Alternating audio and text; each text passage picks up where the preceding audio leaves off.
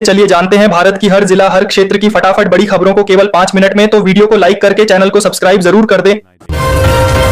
अखिलेश ने चुनाव आयोग पर आरोप लगाया, कहा बिहार में वोट चोरी नहीं बल्कि सीधी डकैती हुई है और लोकतंत्र को कमजोर करने की यह कोशिश बेहद खतरनाक है। आजम खान और अब्दुल्ला आजम को 2 पैन कार्ड केस में 7 साल की सजा सुनाई गई है। कोर्ट ने दोनों को दोषी माना और उन्हें फिर से जेल भेज दिया गया है। आजम खान की आजादी सिर्फ 55 दिन चली, सजा लगते ही उन्हें दोबारा जेल भेज दिया गया और समर्थक गुस्से में हैं कि उनके साथ लगातार सख्ती हो रही है। आजम की सजा पर अखिलेश यादव बोले, सत्ता के घमंड में नाइंसाफी और जुल्म की सारी हदें पार हो चुकी हैं और जनता अब चुप नहीं बैठेगी। नीतीश कुमार ने मुख्यमंत्री पद से इस्तीफा दे दिया है। कैबिनेट ने विधानसभा भंग करने की सिफारिश कर दी है और बिहार की राजनीति में जबरदस्त हलचल शुरू हो गई है। बिहार में आरजेडी कांग्रेस की बड़ी हार के बाद कांग्रेस नेताओं ने कहा, बीजेपी नीतीश को 5 साल तक मुख्यमंत्री नहीं रहने देगी और आने वाले दिनों में सियासत और गर्म होने वाली है। शेख हसीना की फांसी की सजा पर बांग्लादेश के चीफ एडवाइजर यूनुस का बड़ा बयान, कहा कोई भी कानून से ऊपर नहीं और यह फैसला पूरे देश में एक कड़ा संदेश देता है कि अत्याचार का अंत निश्चित है। शेख हसीना को छात्रों की हत्याओं में दोषी ठहराया गया है और यूनुस ने कहा कि भारत को हसीना को तुरंत सौंप देना चाहिए ताकि देश न्याय की दिशा में एक बड़ा कदम आगे बढ़ा सके।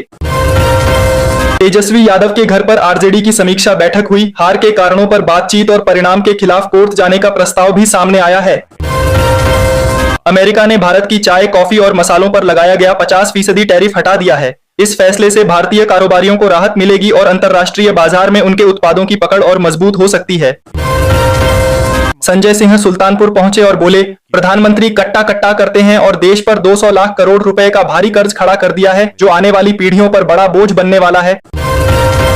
संजय सिंह ने बेरोजगारी और पेपर लीक पर बीजेपी को घेरते हुए कहा, सुल्तानपुर बदलाव का केंद्र बनेगा और युवाओं का गुस्सा अब बदलाव की लहर में बदल चुका है। अमित शाह की अध्यक्षता में एनआरसी बैठक हुई। 8 राज्यों के मुख्यमंत्री शामिल और सीमाओं से लेकर सुरक्षा तक कई बड़े मुद्दों पर लंबी और गंभीर चर्चा हुई है। रसोई गैस जल्द सस्ती होगी क्योंकि भारत ने एलपीजी आयात का 1 साल का बड़ा समझौता किया है जिससे घरेलू उपभोक्ताओं पर महंगाई का दबाव कम होने की उम्मीद बढ़ गई है। प्रधानमंत्री मोदी ने राहुल गांधी की पार्टी पर हमला किया, कहा मुस्लिम लीग और माओवादी कांग्रेस अब देश के लिए खतरा बन चुकी है और जनता को ऐसे गठजोड़ों से सावधान रहना होगा। साधु यादव ने तेजस्वी पर गंभीर आरोप लगाए, कहा लालू को मजबूर कर दिया गया है और रोहिणी को लगातार सताया जा रहा है जिससे पार्टी के अंदर की दरारें खुलकर सामने आ रही हैं। राबड़ी आवास के बाहर लालू यादव के खिलाफ जोरदार प्रदर्शन, रोहिणी के समर्थन में मुर्दाबाद के नारे और संजय यादव को हरियाणा भेजने की मांग भी तेज हो गई है। प्रधानमंत्री मोदी से पहले मुख्यमंत्री योगी अयोध्या पहुंच रहे हैं। राम मंदिर में बड़ी बैठक करेंगे और सभी तैयारियों का बारीकी से निरीक्षण करने वाले हैं। अयोध्या के राम मंदिर का ध्वजारोहण समारोह 25 तारीख को होगा। मुख्यमंत्री योगी आज आखिरी तैयारियों का जायजा ले रहे हैं और शहर में माहौल बेहद उत्साहपूर्ण है। पीएम किसान की 21वीं किस्त 19 नवंबर को आएगी। सरकार 11 करोड़ किसानों के खातों में सीधे 2000 रुपए डालेगी और योजना के तहत अब तक 3,70,000 करोड़ रुपए किसानों तक पहुंच चुके हैं जिससे गांवों में बड़ी आर्थिक राहत की उम्मीद बन गई है। अयोध्या में प्रधानमंत्री के आगमन से पहले तेजी से सौंदर्यीकरण चल रहा है। शहर को चमकाया जा रहा है और बड़े स्तर पर व्यवस्थाओं को अंतिम रूप दिया जा रहा है।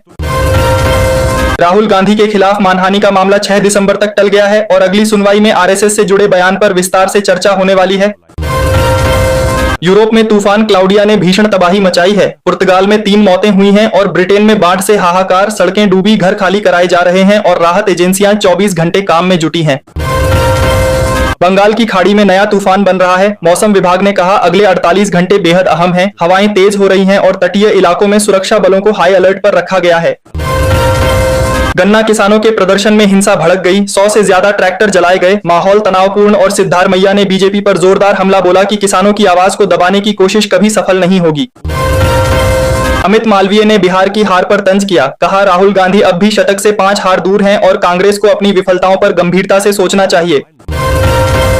मल्लिकार्जुन खड़गे को कोर्ट से राहत मिली है। प्रधानमंत्री पर दिए बयान वाली याचिका खारिज कर दी गई और कांग्रेस ने इसे न्याय की जीत बताते हुए खुशी जताई है।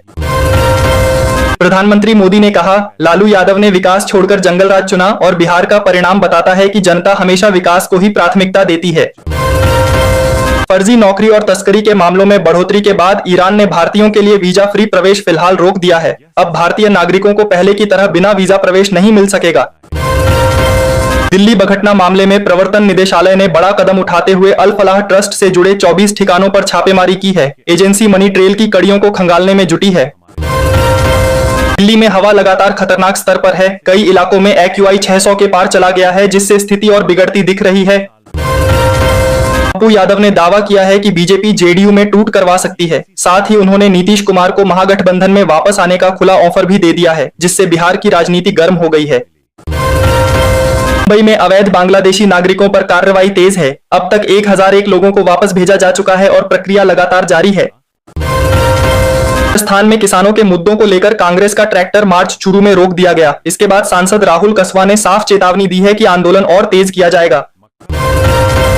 दिल्ली घटना के दोषियों को अमित शाह की सख्त चेतावनी, कहा पाताल में भी छिपोगे तो निकाल कर लाया जाएगा, सजा तय है और कानून किसी को भी बख्शने वाला नहीं है। भारतीय शेयर बाजार आज गिरावट के साथ बंद हुआ, जहां सेंसेक्स 278 अंक टूटा और निफ्टी 26,000 के नीचे फिसल गया। बाजार में पूरे दिन उतार चढ़ाव रहा और निवेशकों में सतर्कता देखने को मिली। GST 2.0 से पहले कुल ऑटो बिक्री में अकेले 3 राज्यों की हिस्सेदारी लगभग 30% रही, जिससे सरकार और उद्योग दोनों की नजर इन राज्यों पर टिक गई है।